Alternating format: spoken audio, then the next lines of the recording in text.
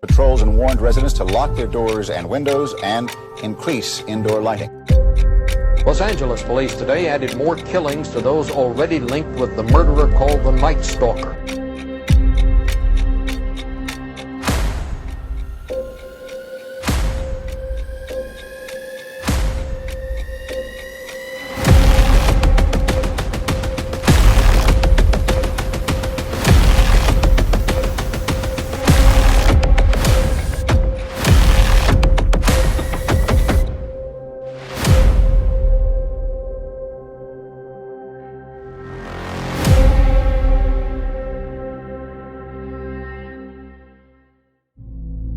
Ladies and gentlemen, today, we embark on a gripping exploration into the life and crimes of a man who was both the architect of nightmares and the source of our fascination, the infamous Night Stalker, Richard Ramirez.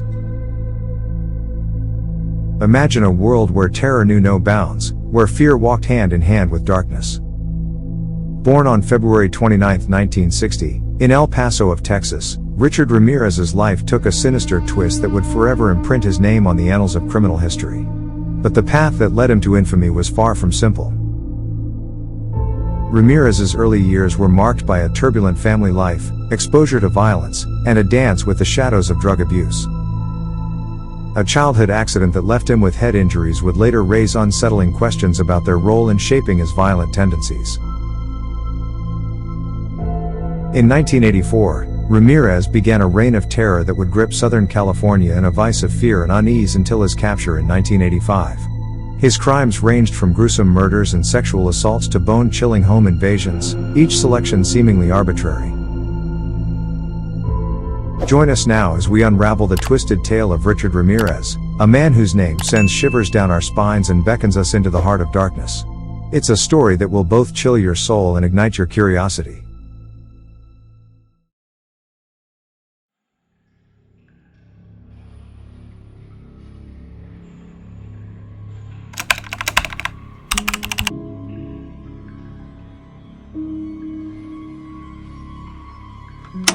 May Lung was a 9-year-old girl who became one of Richard Ramirez's youngest victims. She, accompanied by her 8-year-old brother, was in search of a misplaced $1 bill when Ramirez came up to the girl and instructed her to join him in the basement to locate it. May was sexually assaulted and murdered in the basement. Ramirez wasn't connected to the murder until 2009 when his DNA was matched with a sample from the crime scene. In 2016, authorities revealed evidence pointing to a second suspect, whose identity remains undisclosed but was identified through DNA found at the crime scene, suggesting their presence at Lung's murder. This individual is described as a juvenile at the time, and no charges have been filed due to insufficient evidence.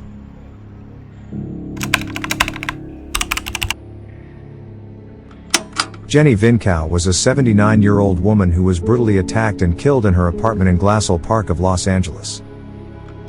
Ramirez sexually assaulted her during the attack, making this a particularly heinous crime given her age.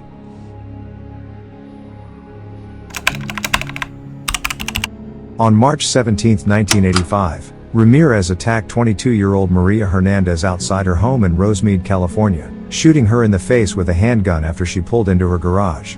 She survived when the bullet ricocheted off the keys she held in her hands as she lifted them to protect herself. Hernandez played dead until Ramirez left the scene.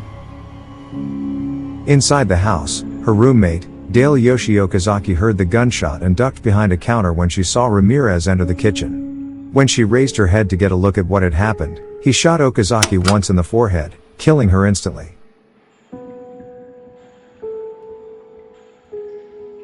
Within an hour of the Rosemead home invasion, Ramirez pulled 30-year-old Cy Leon Veronica Yu out of her car in Monterey Park, shot her twice, and fled. She was pronounced dead upon arrival at the hospital. The pair of homicides, along with a thwarted third attempt, on the same day garnered significant attention from the news outlets. The assailant, characterized as having curly hair, bulging eyes, and widely spaced, decayed teeth, was given monikers such as the walk-in killer and the Valley Intruder by the media.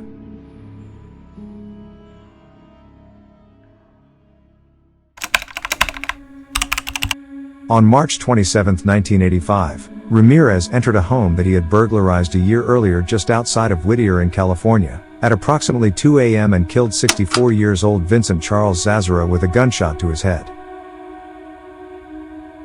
Zazzara's wife, 44-year-old Maxine Lavinia Zazzara, was awakened by the gunshot, and Ramirez beat her and bound her hands while demanding to know where her valuables were. While he ransacked the room, Maxine escaped her bonds and retrieved a shotgun from under the bed, which she was unaware was not loaded. She pulled the trigger just after he turned around and saw her. The infuriated Ramirez shot her 3 times, then fetched a large carving knife from the kitchen. Vincent and Maxine's bodies were discovered by their son, Peter. Ramirez left footprints from a pair of Avia sneakers in the flower beds, which the police photographed and cast. This was virtually the only evidence that the police had at the time. Bullets found at the scene were matched to those found at previous attacks, and the police determined that a serial killer was at large.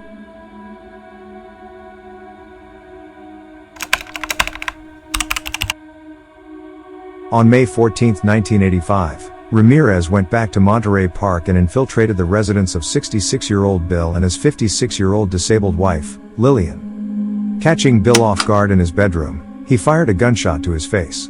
Subsequently, after brutally incapacitating the severely injured man, he proceeded to enter her wife's bedroom, restrain her with thumb cuffs, and then sexually assaulted her following a thorough search of the house for valuable items. Bill succumbed to his injuries during his hospitalization.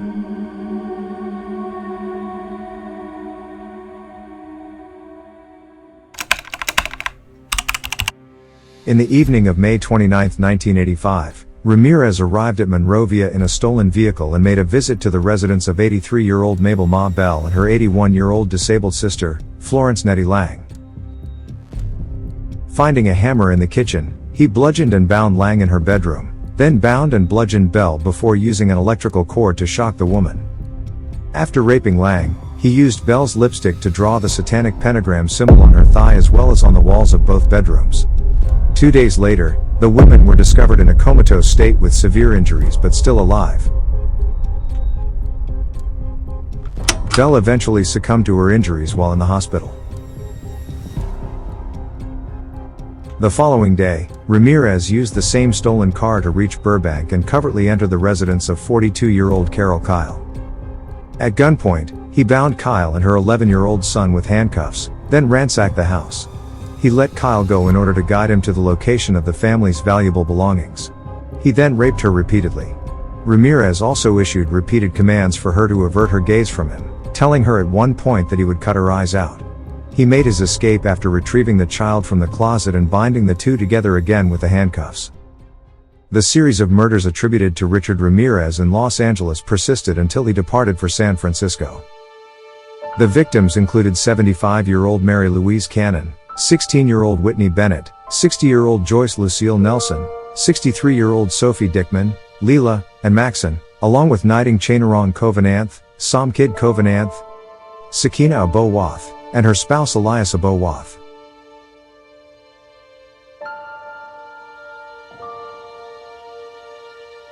Ramirez instantly killed the sleeping Elias with a shot to the head and handcuffed and beat Sakina while forcing her to reveal the locations of the family's jewelry, and then brutally raped her. When the couple's 3-year-old son entered the bedroom, Ramirez tied the child up and then continued to rape Sakina.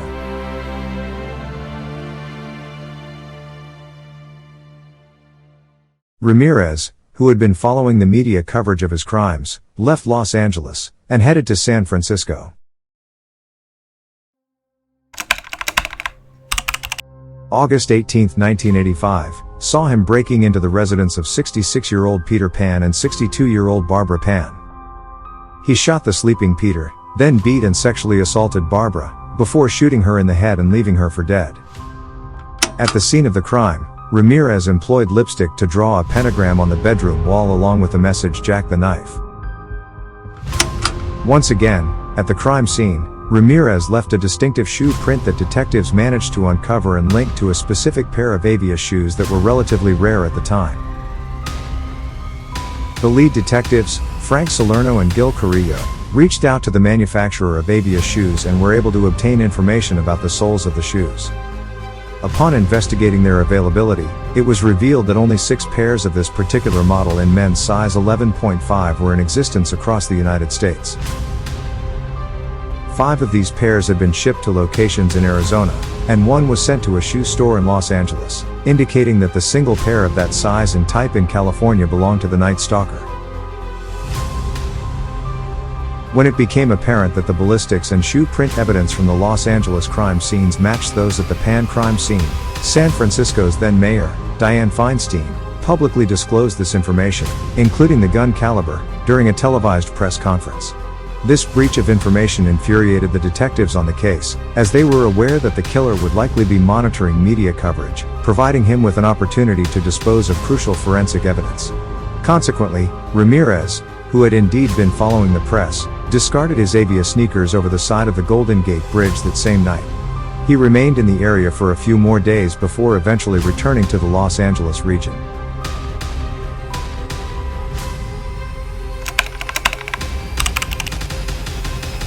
On August 24, 1985, Ramirez traveled 76 miles south of Los Angeles, in a stolen orange Toyota, to Mission Viejo. That night, he arrived at the home of 45-year-old James Romero Jr., who had just returned from a family vacation to Rosarito Beach in Mexico. Romero's son, 13-year-old James Romero, happened to be awake. While his family was asleep, James went outside of his house to retrieve a pillow inside a truck, which was locked.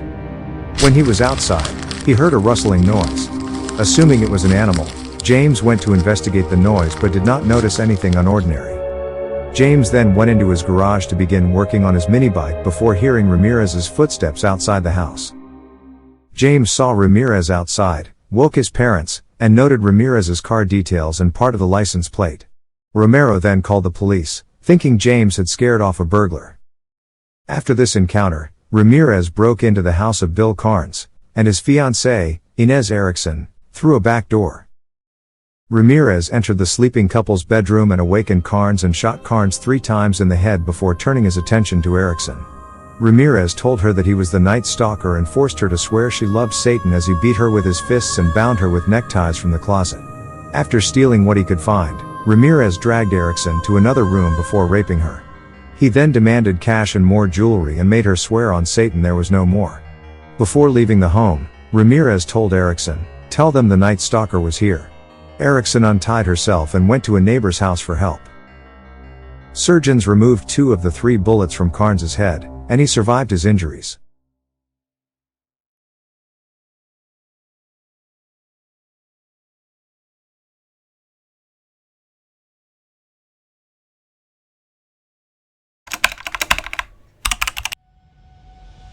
One sweltering August night, the course of this harrowing saga took a dramatic turn. Ramirez, behind the wheel of a stolen car, was unknowingly racing towards his moment of reckoning. A group of vigilant citizens, who had been following the news of the Night Stalker, spotted the suspicious vehicle and decided that enough was enough. They were determined to put an end to the reign of terror that had paralyzed their community. As Ramirez sped through the streets of East Los Angeles, the citizens relentlessly pursued him. With adrenaline pumping and fear of the unknown, they cornered the Night Stalker, forcing him to abandon his vehicle and flee on foot. What ensued was a real-life showdown between good and evil, as the brave citizens managed to detain Ramirez. The police, alerted by the vigilant citizens, swiftly arrived on the scene. They arrested the notorious Night Stalker, bringing a collective sigh of relief to the terror-stricken residents who had lived in fear of his crimes. Ramirez's capture marked the turning point in this chilling narrative. His arrest led to a high-stakes legal battle that captured the attention of the nation. Ramirez's courtroom antics, including satanic symbols and defiant behavior, only added to the intrigue of the trial.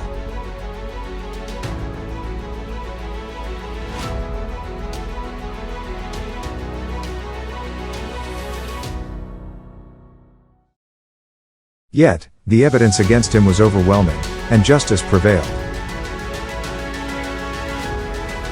Ramirez was charged with 13 counts of murder and a slew of other crimes. His trial began in 1988, and he was found guilty on all charges, leading to his sentencing to death in 1989. The capture and trial of the Night Stalker, Richard Ramirez, remains a gripping and memorable chapter in the annals of criminal justice, a testament to the bravery of the community that stood up to evil and a reminder that justice can prevail even in the darkest of times. In 1996, Richard Ramirez married longtime fan Doreen Leoy at San Quentin Prison in California. Their marriage came to an end in 2009, following the revelation that Ramirez's DNA was a match for the samples recovered from the 1994 San Francisco murder site. Ramirez spent nearly 24 years on death row before his death on June 7, 2013, due to complications related to B-cell lymphoma. In the annals of American crime, the name Richard Ramirez will forever be associated with terror and brutality. His crimes shocked a nation and left indelible scars on the lives of his victims and the communities he terrorized. Ramirez's case is a stark reminder of the complexities surrounding serial killers and the devastating consequences they leave in their wake. If you've enjoyed this video and crave more captivating content, we invite you to hit that subscribe button, give us a thumbs up, and generously share it with your friends. Your support fuels our creativity.